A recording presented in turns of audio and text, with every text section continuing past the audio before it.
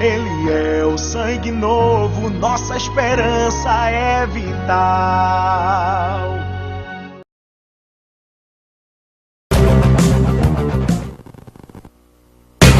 De volta ao vivo com Rede Verdade pela TV Arapuã e hoje com o candidato do PMDB, o senador Vitaldo Rego Filho.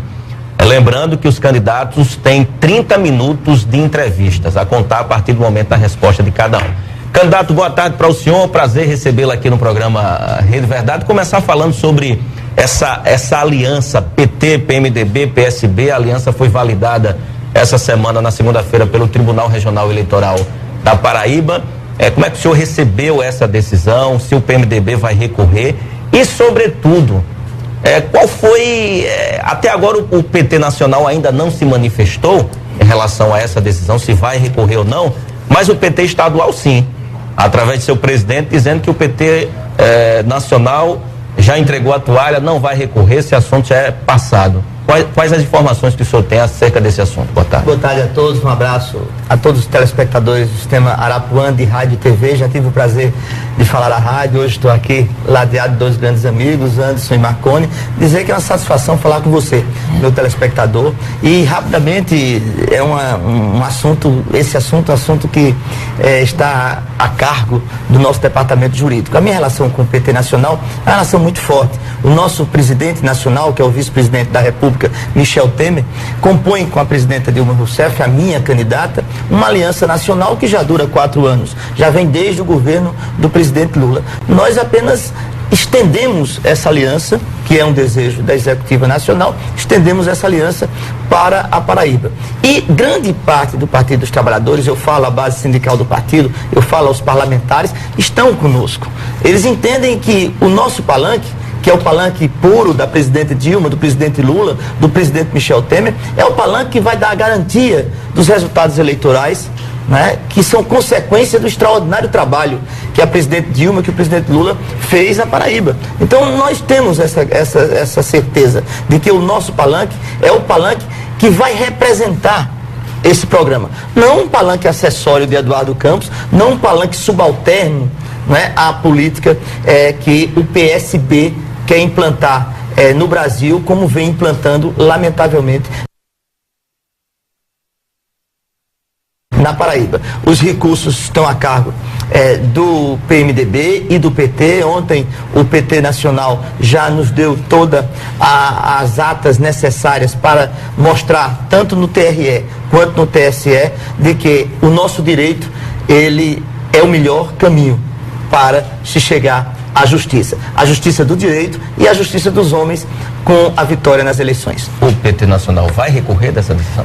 Já está recorrendo. Nós temos uma aliança na construção da nossa chapa. A nossa chapa é uma chapa comum, PMDB e PT. Então nós vamos recorrer, né, da decisão do TRE, que foi uma decisão apertada, estranha, mas nós vamos recorrer já em embargos e também no recurso especial ao Tribunal Superior Eleitoral. Essa relação não fica afetada de maneira alguma com o PT Nacional, porque houve informações de bastidores, o senhor que preside a CPI da Petrobras, que tomou uma atitude enérgica essa semana em relação às denúncias que foram feitas, que vai convocar a Polícia Federal, que seriam uma espécie de represália à conduta do PT Nacional, que não se pronunciou, pelo menos publicamente, sobre o assunto. Não, o PT Nacional tem manifestado solidariedade e apoio. Ontem estive com o ministro Mercadante, o ministro Bezoini.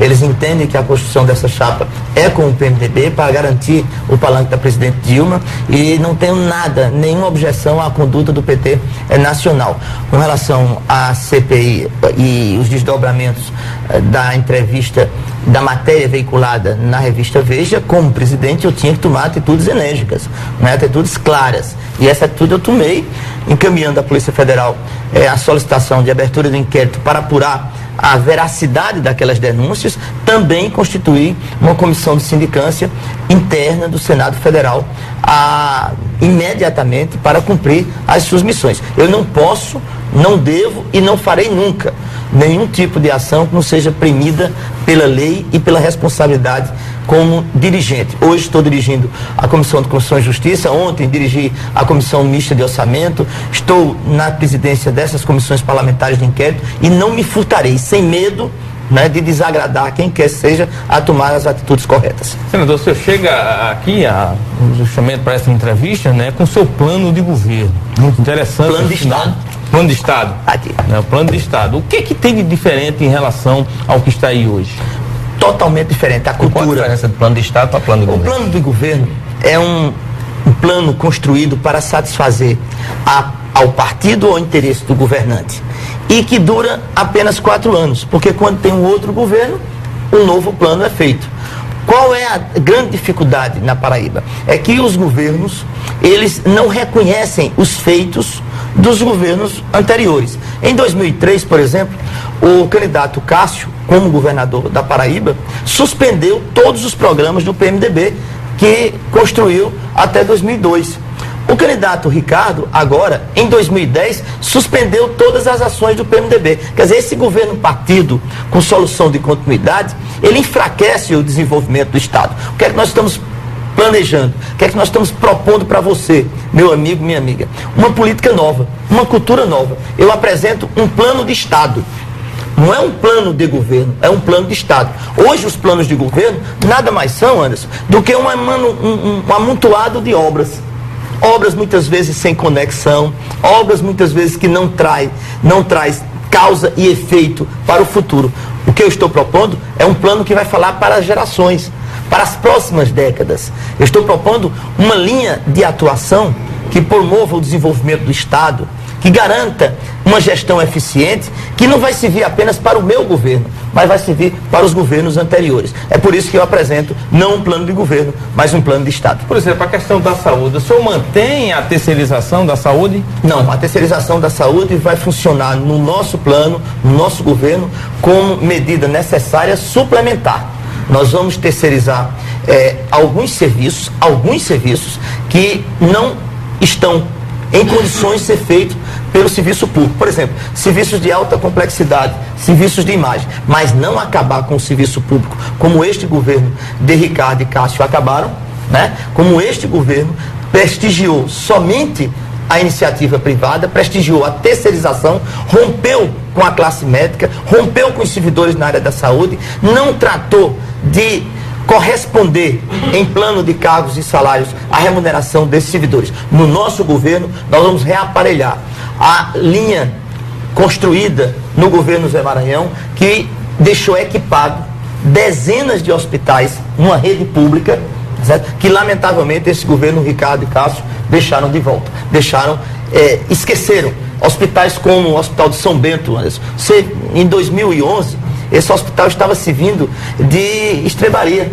para animais. Um hospital. Então, o nosso governo, serviço público, eficaz, com valorização dos profissionais e terceirização daquilo que deve ser suplementar. Vamos construir um hospital de emergência no sertão, né? No sertão. Vamos fazer da Granja Santana um hospital infantil digno e vamos transformar o Arlinda Max no Hospital da Mulher. Na sua visão, o senhor como um profissional também, como um médico que é por formação, qual a principal dificuldade nesse entrave da saúde pública no Brasil e na Paraíba especificamente? É falta de recursos? Os dois. É falta de visão, de gestão?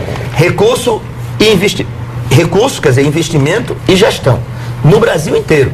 Na Paraíba se agudizou porque o governo mudou o conceito e transferiu para o privado aquilo que deve ser dever do Estado, aquilo que deve ser público. Me permita, uma reportagem recente, semana passada no Jornal Nacional, aponta que houve um aumento no investimento na saúde, no entanto a saúde não melhorou no Brasil. Porque aumenta errado. Por exemplo, no caso da Paraíba, se aumentar o investimento em saúde para dar lucratividade ao privado, você não tem um serviço público eficiente. No nosso governo, nós vamos ter, como manda a lei do SUS, eu sou médico, eu nasci num centro que tem profunda afinidade com o serviço público.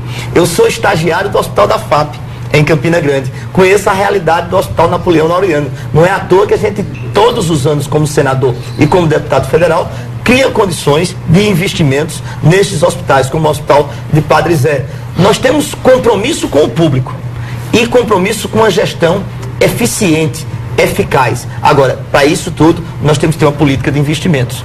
A emenda constitucional 29 prevê a aplicação de 12% no Estado de recursos do Estado para a saúde. Nós vamos cumprir a lei, porque com recursos falta gestão.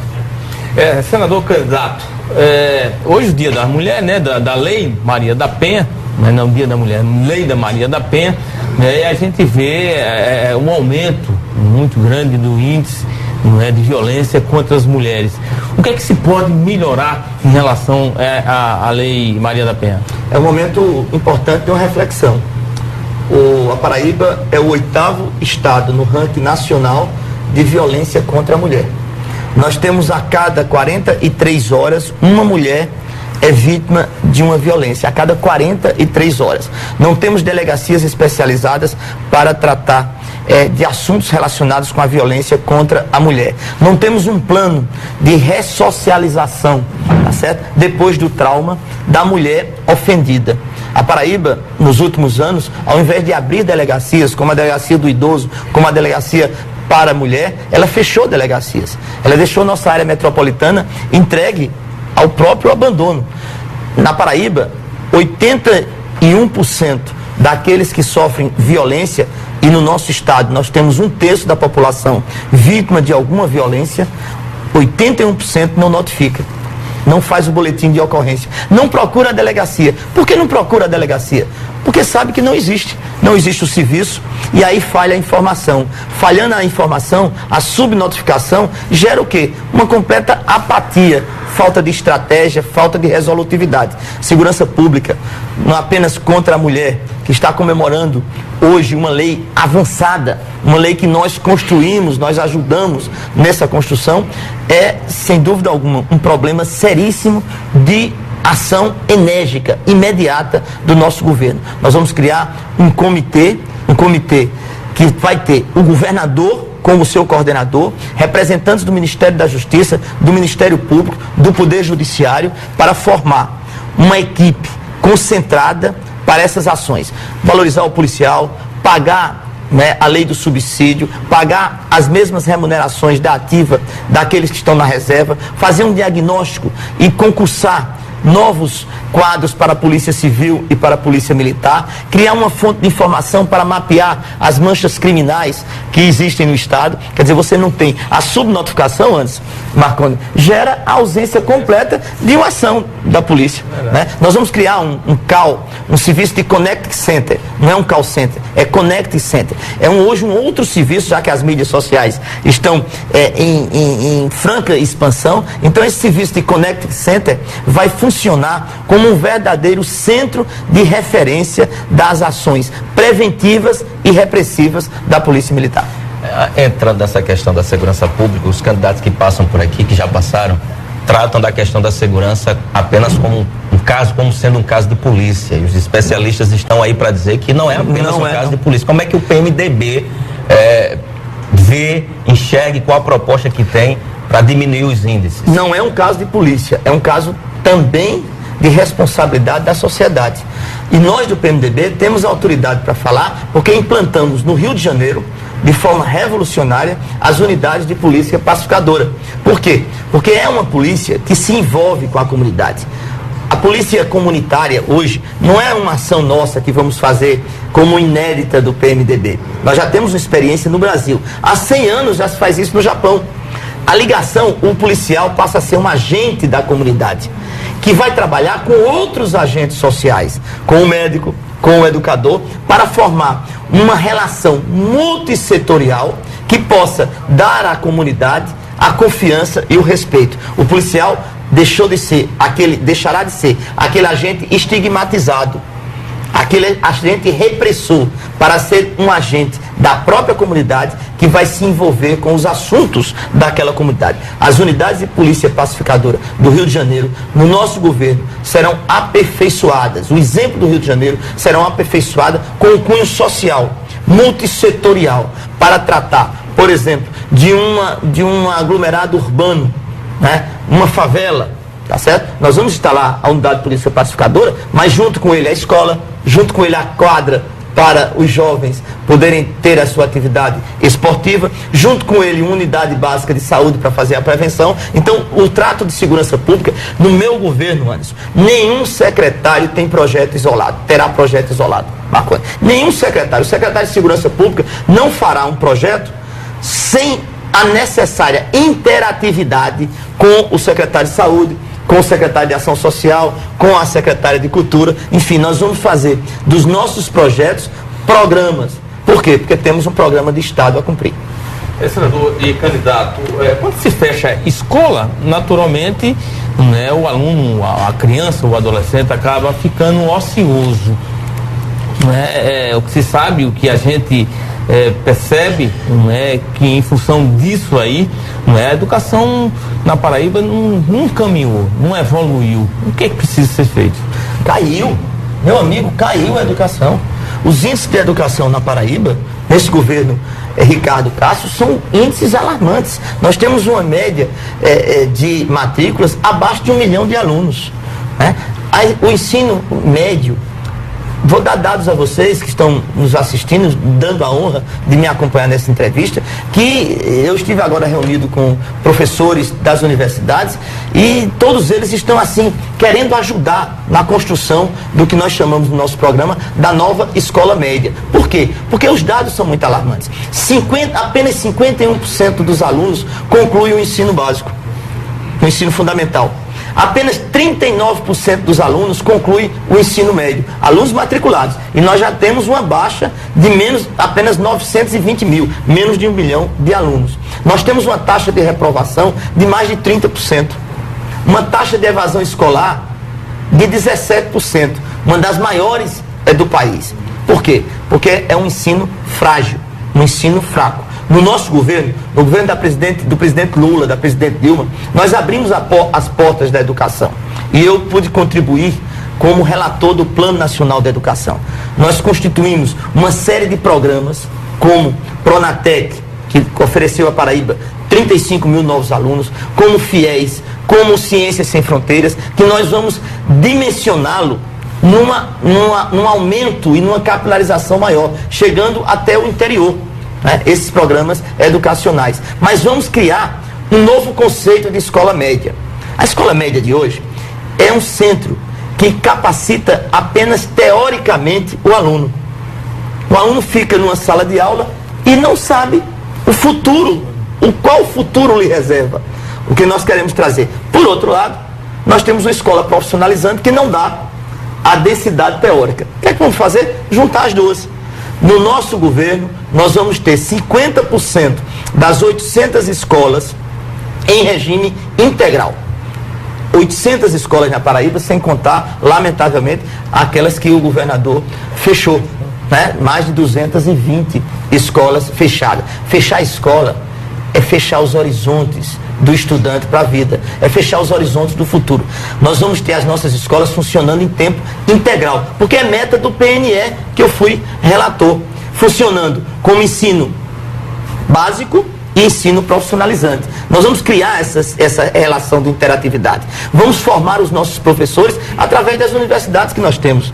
A Universidade Estadual da Paraíba, que está passando por uma séria dificuldade orçamentária, a Universidade Federal de Campina Grande e a Universidade Federal da Paraíba serão fontes que eu vou me abastecer, fontes permanentes de integração no nosso governo. Esse é o novo plano para a escola média do nosso estado. Ô candidato, detalhe um pouco melhor esse plano a ser executado caso o senhor seja governador, o programa de Estado para a Paraíba no tocante ao desenvolvimento. Como o PMDB pensa de formas, estratégias de desenvolver o estado da Paraíba, que está aquém de Pernambuco e do Rio Grande do Norte?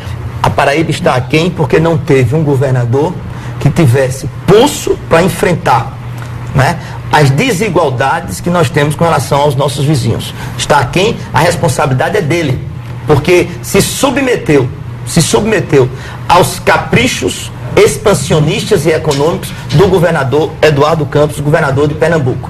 Nós temos um plano. No nosso plano de Estado, nós temos a integração física da Paraíba. Física. E eu tenho tratado isso com a presidente Dilma. Essa integração física são os vetores de desenvolvimento do nosso Estado.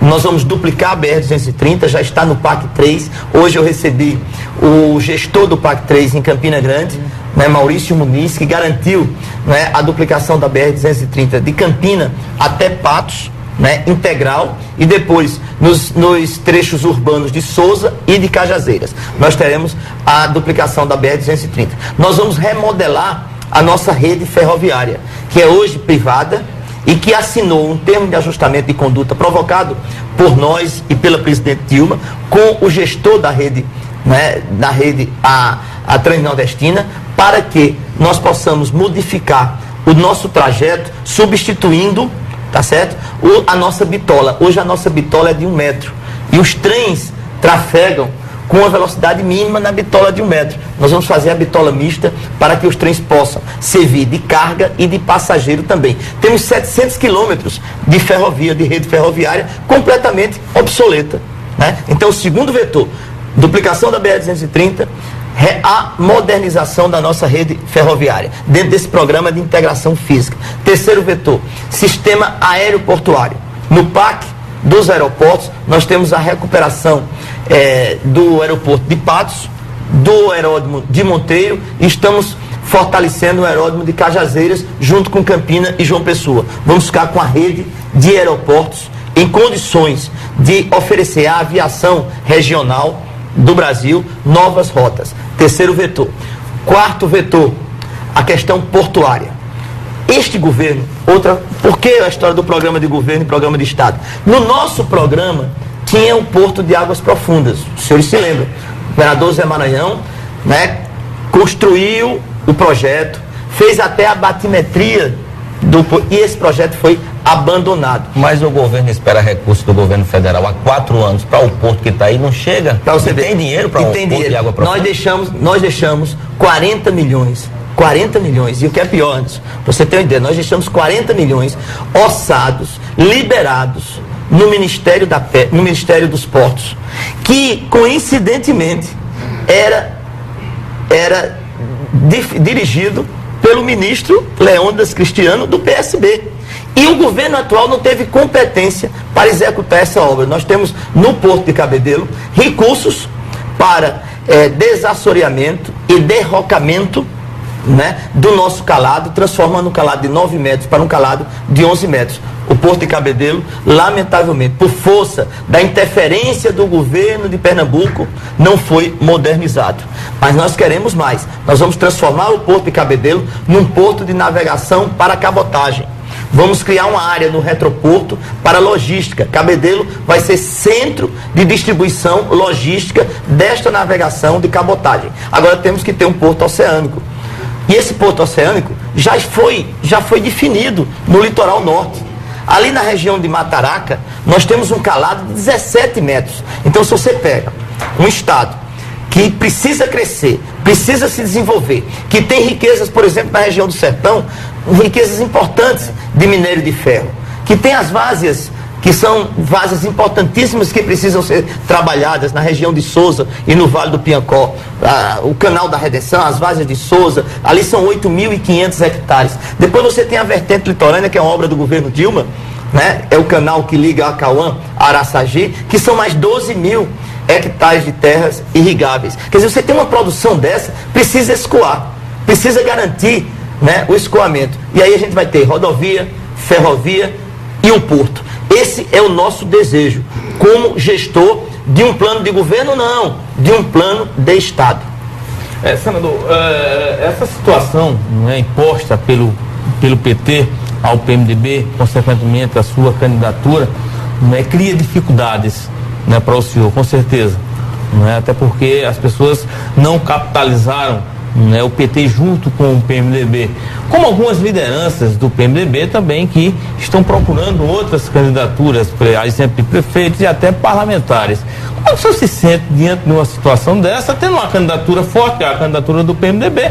Basta dizer ao senhor que são 20% do eleitorado paraibano, né, que o PMDB detém, né? Como é que o senhor se sente diante dessa situação?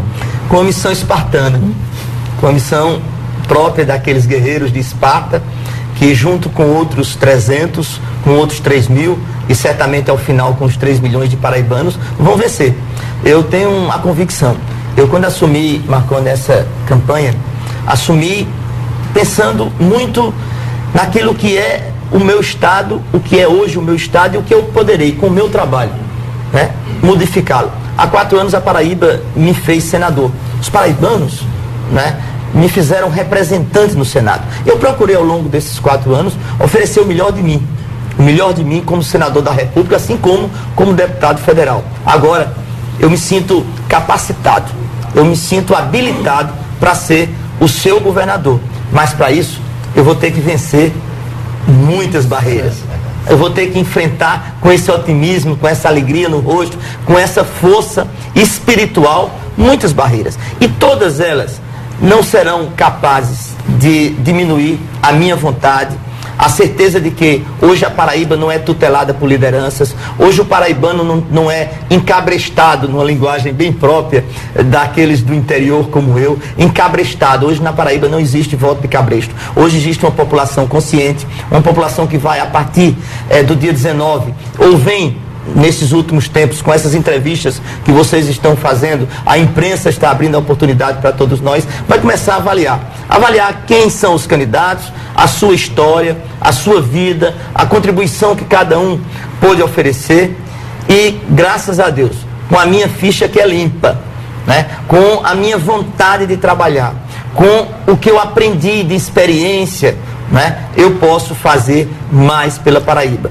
Eu posso receber essa chance do povo paraibano em governar o meu estado. Hoje eu amanheci me lembrando de Pedro Gondim, meu avô, e dizendo: olha, as providências divinas, no ano que ele completa 100 anos de vida, e hoje ele está na eternidade, um neto seu volta e novamente enfrenta as mesmas dificuldades que em 1960 meu avô enfrentou, dificuldades partidárias. Mas eu tenho a certeza de que a aliança com você, a aliança com o povo da Paraíba, ela será superior a qualquer dificuldade. Eu acredito. Sim, nós podemos. Ô, candidato, a propósito desse tema familiar, me permita fazer uma pergunta aqui.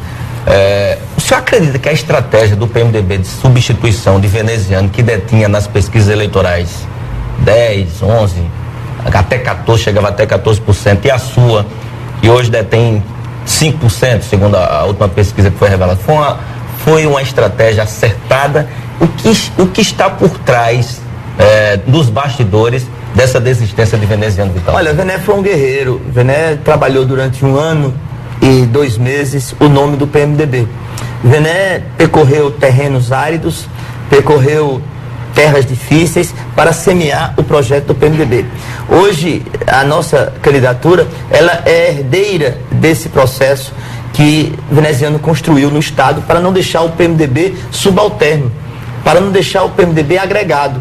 Nós somos grandes, nós temos maior número de filiados, nós temos nossas lideranças espalhadas no estado inteiro, e nós do PMDB fizemos muito. Então, dos últimos 8 governantes, Anderson, 4 governadores da Paraíba, 4 eram do PMDB.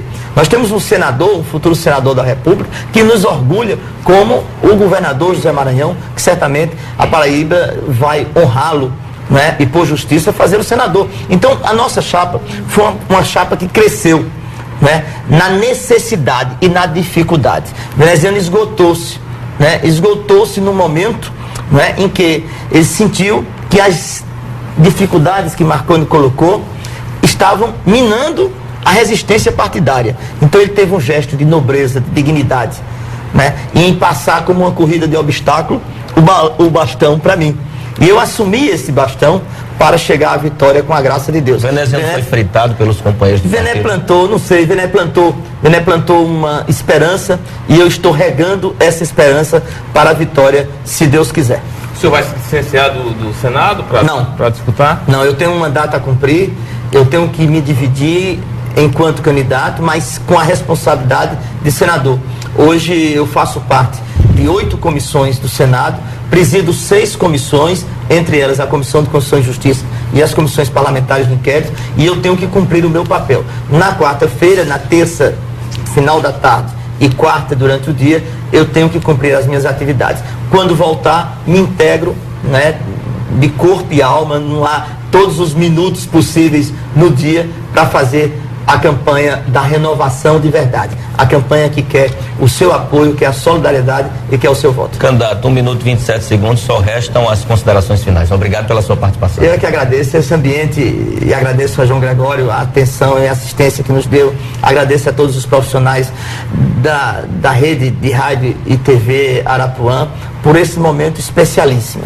Eu estou aqui, trouxe minha família, minha mulher, meu filho, estão me acompanhando, os nossos assessores, para dizer à Paraíba que neste momento difícil, de destinos saturados, nós temos uma oportunidade de renovar. Só depende de cada um de nós.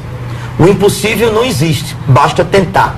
E é esta tentativa que eu convido você a fazer comigo. Tentativa de mudar a gestão, mudar programas, mudar parâmetros. Tentativas de reformar com aquilo que nós já trouxemos para a Paraíba, de obras e realizações, e aperfeiçoá-las. Eu me proponho a isso. Peço a sua ajuda, peço o seu engajamento com a nossa campanha nas redes sociais, nos embates diários, nas campanhas de rua, porque somente assim nós faremos acontecer, renovando de verdade. Fiquem com Deus. Obrigado, Marconi, obrigado, Anderson, por essa oportunidade de ouro de poder falar aos paraibanos, mostrando que nós temos um plano de Estado capaz de resgatar o nosso desenvolvimento e garantir um futuro melhor a todos nós. Ok. Obrigado, candidato, pela sua participação. Marconi Ferreira, acabou o nosso tempo. Obrigado pela participação. Até amanhã, mais uma vez, novamente, um outro candidato. Amanhã é Antônio Radical, né? Antônio Radical. Amanhã Antônio Radical. Um abraço para todos. Até amanhã, se Deus assim permitir. Obrigado.